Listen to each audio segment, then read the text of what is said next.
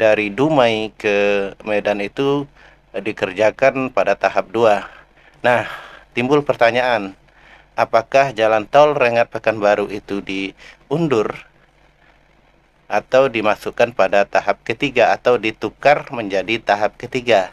Nah, ini yang menjadi perbincangan ya.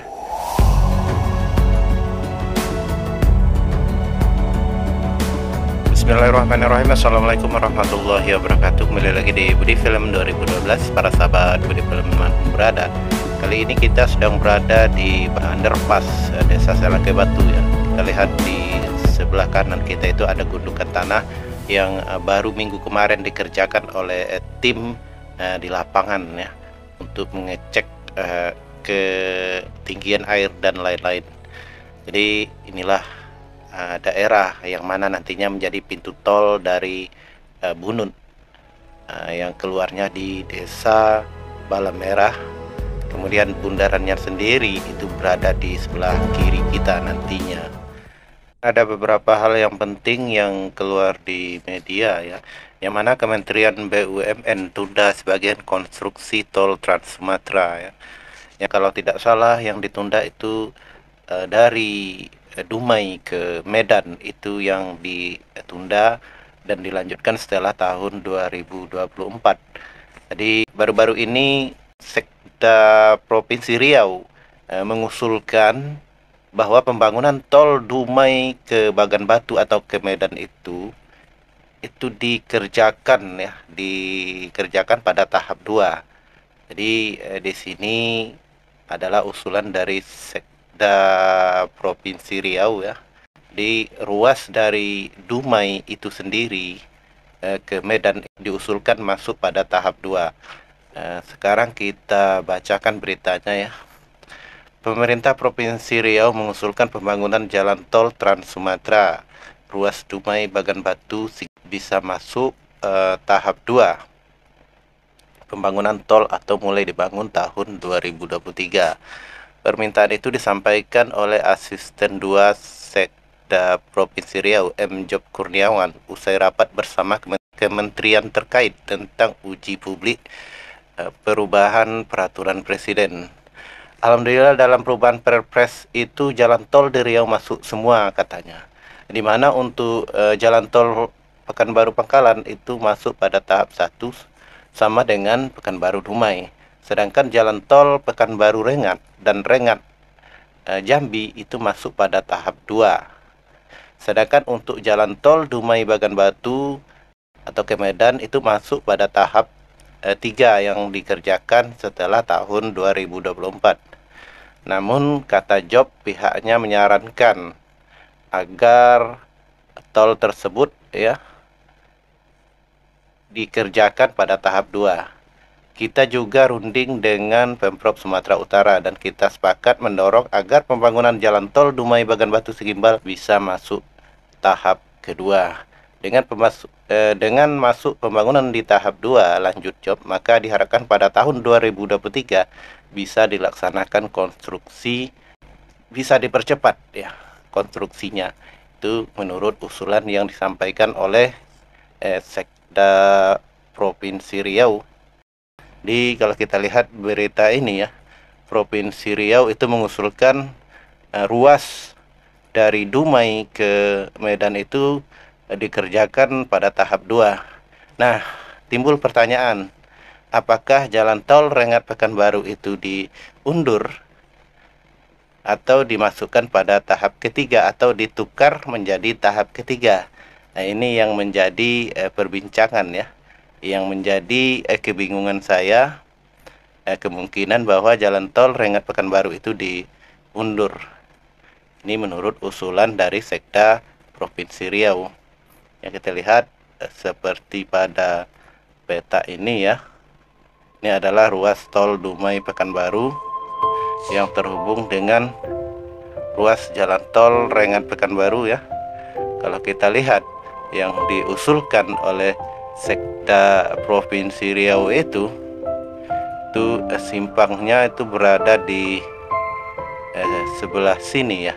Kita lihat ini adalah jalan tol Dumai Pekanbaru ya. Ini adalah simpang 3 menuju ke Medan nantinya. Inilah yang diusulkan oleh Sekda Provinsi Riau. Namun itu bersifat usulan ya, belum tentu diterima oleh pemerintah pusat. Ya, harapan kami ya, harapan masyarakat khususnya yang berada di jalan tol Rengat Pekanbaru, hendaknya janganlah ditukar ya. Kerjakan sesuai dengan prosedurnya. Yang mana masuk tahap 2 ya dikerjakan pada tahap kedua, dan termasuk tahap 3 ya dikerjakan pada tahap ketiga ya. Sehingga tidak terjadi kecemburuan sosial di kalangan masyarakat yang berada di jalan tol Rengat Pekanbaru nantinya ya. Ini adalah usulan dari kalangan masyarakat yang mengharapkan jalan tol Rengat Pekanbaru itu jangan diganggu gugat ya.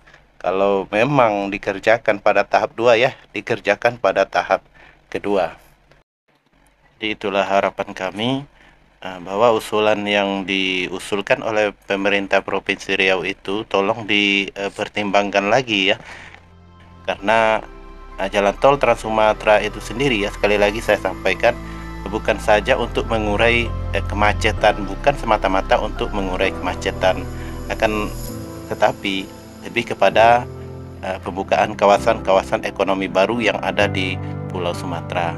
Jadi seharusnya ya kerjakan sesuai dengan tahapan-tahapan yang ada yang ditetapkan oleh Peraturan Presiden Republik Indonesia tersebut.